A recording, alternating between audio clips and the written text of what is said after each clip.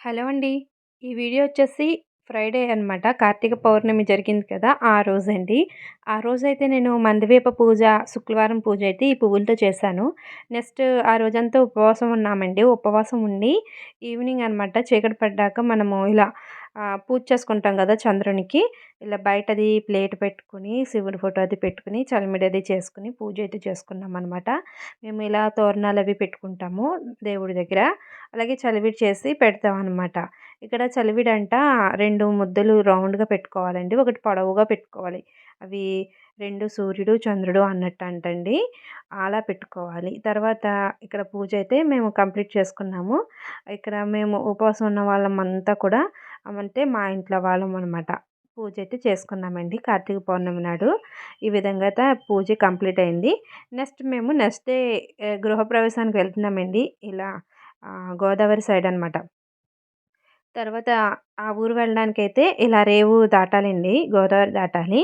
ఇలా అయితే మేము బోట్ మీద వెళ్తున్నాము. ఈ పిల్లలకైతే చాలా ఎక్సైట్‌గా ఉంది. ఎందుకంటే ఇలా బోట్ జర్నీ అయితే హన్య మా చిన్న పాప అస్సలు చేయలేదు.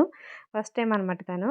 పెద్దవాళ్ళైతే ఒక్కొక్కసారి ఎక్కారు గానీ, తర్వాత చూడండి హౌస్ అనమాట. న్యూ హౌస్ అని చెప్పాను కదా నేను. ఇదే అండి. ఇక్కడ చూడండి సత్యనారాయణ స్వామి వ్రతం అది చేసిన ప్లేస్ అనమాట. ఇలా సరదాగా చిన్న చిన్న వీడియోస్ అయితే తీసానండి.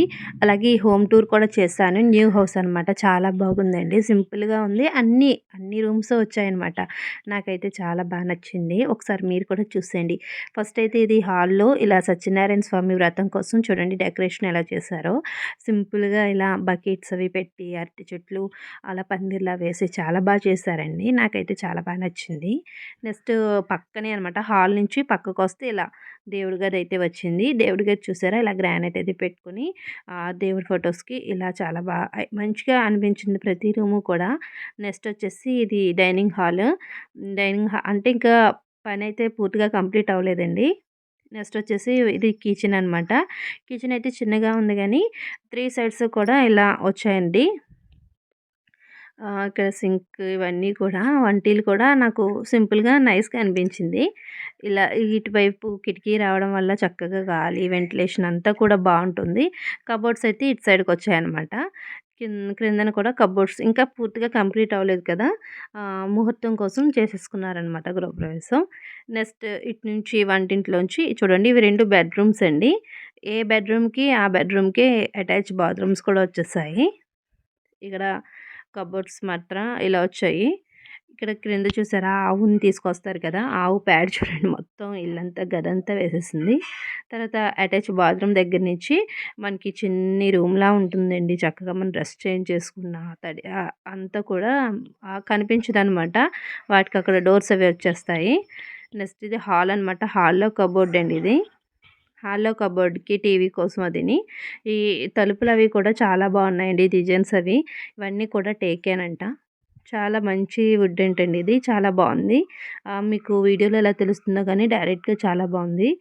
నెక్స్ట్ ఒకసారి వ్రతం లుక్ అయితే చూసేయండి. సత్యనారాయణ స్వామి వ్రతం చేసుకుంటారు కదా! ఆ రోజు ఆ పిక్ అనమాట ఇది. ఆ వీడియో. ఇలా వ్రతం అయితే కంప్లీట్ అయిందనమాట. మేము వెళ్ళేటప్పటికి వ్రతం అన్నీ అయిపోయాయండి. తర్వాత మేము వచ్చే దారిలో బీచ్ అంతర్వేదికి అది వెళ్ళామండి. అంతర్వేది నరసింహస్వామి అక్కడే సముద్రం అది ఉంటుంది కదా! బీచ్ దగ్గర కూడా ఆగామనమాట. ముందు సముద్ర స్నానం చేసి అప్పుడు అంతర్వేది నరసింహస్వామి గుడికి వెళ్ళాము. అక్కడైతే నేను ఎటువంటి వీడియోస్ తీయలేదు. జస్ట్ బీచ్ దగ్గర పిల్లలకి తీసిన క్లిప్సే యాడ్ చేస్తున్నాను. వీళ్ళు సరదాగా మంకీ పోజ్‌లో పెట్టి కూర్చున్నారనమాట. చూడండి ఇంకొక చిన్న పాప అయితే మిస్ అయింది. తను ఇసుకలో అసలు వాటర్‌లోకి రావడానికి చాలా భయపడింది. అక్కడ గట్టు మీదే ఇసుకతోనే ఆడుకుందనమాట. ఇంకా వీళ్ళైతే చాలా ఎంజాయ్ చేశారు. చిన్న పాప మాత్రం ఇసుకలో గోతులయి తీస్తూ అలా ఎంజాయ్ చేసింది. ఇసుకలో గోతులు అలాగే ఇంకా నీటిలోకి రావడానికైతే చాలా భయపడిందండి. నెక్స్ట్ వచ్చేసి మేము ఇదిగోండి నరసింహస్వామి గుడి.